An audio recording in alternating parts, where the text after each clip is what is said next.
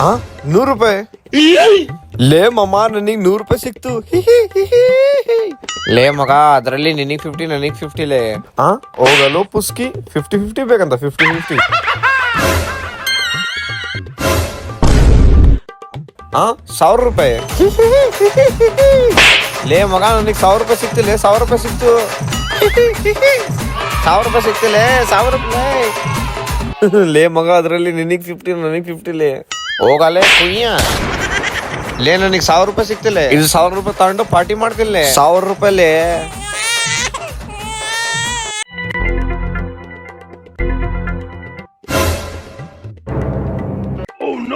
bro ಏನ್ ಹುಡುಕ್ತಾ ಇದೀವಿ ಬ್ರೋ ಅಣ್ಣ ನನ್ ದುಡ್ಡು ಎಲ್ಲೋ ಬಿದ್ಬಿಟ್ಟಿದೆ ಅಣ್ಣ ಅದೇ ಹುಡುಕ್ತಿದ್ದೆ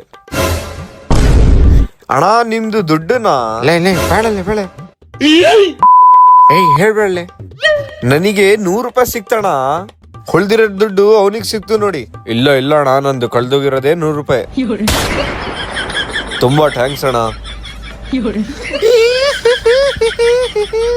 ಈ ವಿಡಿಯೋದಲ್ಲಿ ನಿಮ್ಗೆ ಏನ್ ಅರ್ಥ ಆಗಿದೆ ಕಮೆಂಟ್ ಮಾಡಿ